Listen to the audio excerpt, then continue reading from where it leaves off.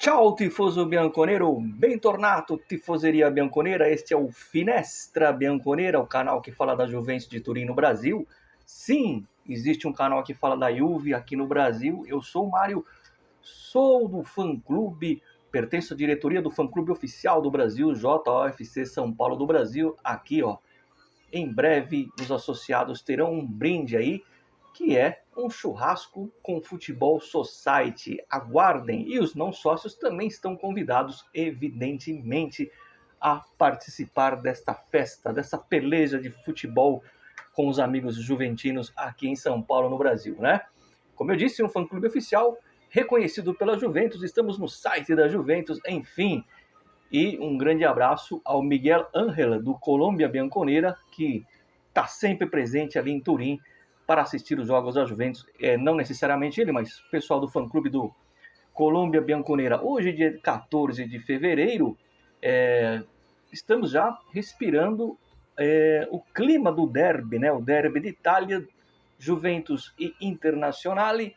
No domingo, mais conhecido horário como 15 para 5, jogo é em Turim. Jogo importantíssimo para a Juventus, muito mais importante que o jogo da Champions que passou essa semana e muito mais importante do jogo da próxima quarta-feira contra o PSV, o jogo de volta. Por que, Mário, esse jogo é mais importante? Porque, além de ser o clássico nacional, que tem toda uma questão cultural, que vai além das quatro linhas, isso envolve, sim, o escândalo de 2006, que foi provado há 5 anos atrás, zero envolvimento do Luciano Modi, e que foi comprovado pelo ex-procurador federal da Itália, tem um vídeo no Instagram dizendo, abre aspas, tirar o título da Juventus e rebaixá-la foi um erro, vírgula, e dar o título para a Inter, que ficou em terceiro lugar, foi um erro ainda maior. Fecha aspas, isso está no Instagram, tá certo? Do Juventus Arquivo, é isso? Eu vou pegar e vou colocar nos próximos vídeos na descrição, mas eu já falei sobre isso num vídeo e coloquei a descrição com o endereço do Instagram, onde esse vídeo saiu o ano passado, uma declaração feita alguns meses antes. Dito isso, esse clima todo que envolve o derby, né, a gente vê aí que um lance escandaloso que teve da Inter na última semana, no último jogo, o cruzamento que foi fora da medida, né? E fora da linha, né? Da linha de fundo, e saiu o escanteio, e no escanteio saiu o gol da Inter. Essa é a imagem, veja.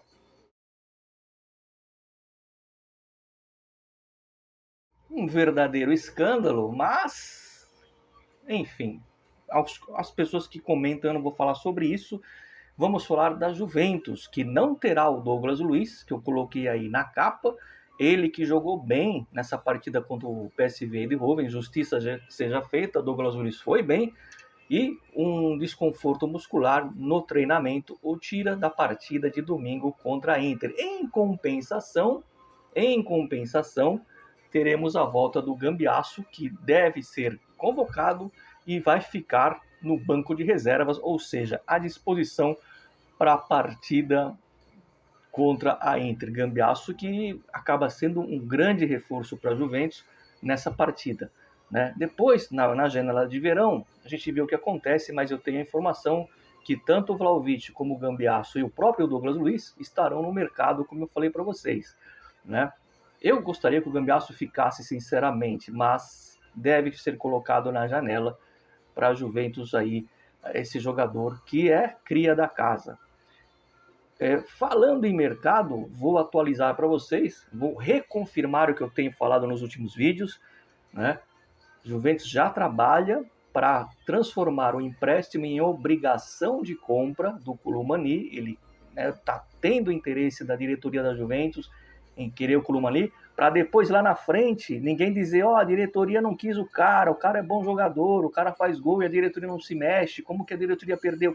Hoje, dia 14 de fevereiro, eu estou garantindo para vocês, Juventus trabalha para ter o Koulibaly em definitivo, tá?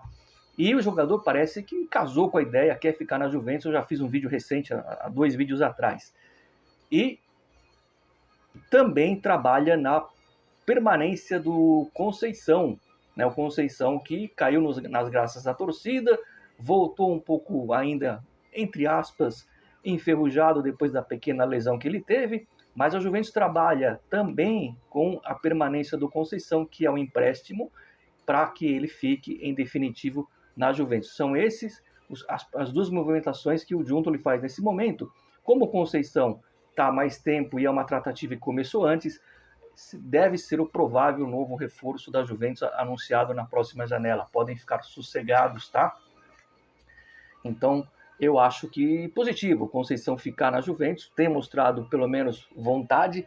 Eu só espero que depois que ele seja contratado em definitivo, e isso vale para o Columani, que eles mantenham o nível e não se acalmem, não fiquem no sossego, no marasmo de sentar no contrato, né? A gente não sabe. Não me parece o perfil deles, mas hoje em dia o jogador de futebol tem essa situação. Ainda sobre esse derby, que é muito importante, prestem atenção no que eu vou dizer aqui. Se quiserem aqui salvar esse trecho, salvar esse vídeo, dificilmente vai ter...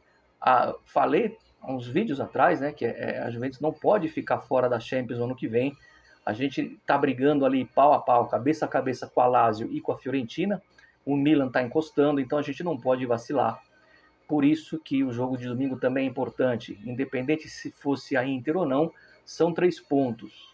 Agora tem que ganhar da Inter, tem que ganhar do Sassuolo, tem que ganhar do Empoli, tem que ganhar do Milan de novo. Quanto mais 3 pontos vierem no bolso, melhor. Não importa se vai ser jogo bonito ou não. Se domingo a gente ganhar com um gol contra da Inter, tem que comemorar. Vocês têm... Assim, se forem beber, com tranquilidade, tá? Não vão sair por aí dirigindo bêbados. Mas se não for beber, se não for dirigir, melhor, comemora a madrugada toda. Se não for trabalhar na segunda, quem tem um trabalho alternativo, quem é autônomo, não importa. É para comemorar se ganhar domingo pela rivalidade e sim pelos 3 pontos. Porque, repito e afirmo, não deveremos ter a recapitalização do Elcão neste ano. Os 200 milhões que teve nos últimos anos não deverá acontecer esse ano. Então terá que ter o dinheiro mesmo da própria participação na Champions, tá? Porque a gente sabe muito bem que ficar fora de uma Champions é desastroso financeiramente, né? Da outra vez tentaram tirar a gente, conseguiram, da outra vez não conseguiram, a gente conseguiu classificar, muito por conta da incapacidade dos adversários, e dessa vez a gente está aí tendo emoção nesse segundo turno todo para tentar essa vaga na Champions, que não está impossível. A gente está brigando com os caras lá, a gente não está 10 pontos atrás da Lazio. A gente está junto com eles lá, com eles e com a Fiorentina no bolo, e temos mais times, temos mais camisa, e temos que ter só um pouco mais de futebol, que é o principal. Então, e claro, temos os confrontos diretos com esses times, isso é muito importante, tá? Então, eu repito, é fundamental, é primordial a Juventus ir para a Champions no ano que vem por questão financeira, porque senão vai ser difícil, por exemplo, a permanência do Columani, e vai ser difícil trazer outros jogadores, né? Isso é um fato verdadeiro. E vamos criar uma polêmica. Tem 2 assuntos aqui para encerrar o vídeo de hoje. Eu vou falar do Pierluigi Collina, ex-árbitro de futebol, carequinha, muito famoso, muito conceituado, que essa semana deu uma entrevista falando, por exemplo, que ele colocaria criaria a regra de acabar com o rebote no pênalti, né? Então o goleiro defendeu, acabou o lance. Se tiver rebote, não está valendo mais nada. Esse cara tem que ser internado, né? Ou ele é frustrado porque não fez o seu transplante capilar. Esse tipo de lance, se for para a FIFA e for aprovado, está beneficiando o infrator. Está beneficiando o infrator, porque você tira o rebote. O cara que vai cobrar o pênalti tem que ter a chance do rebote sim para tentar fazer o gol.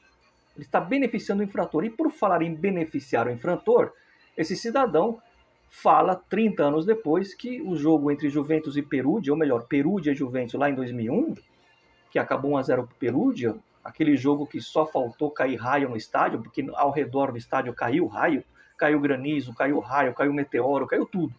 Ele disse que não, que o jogo tinha condições de continuar.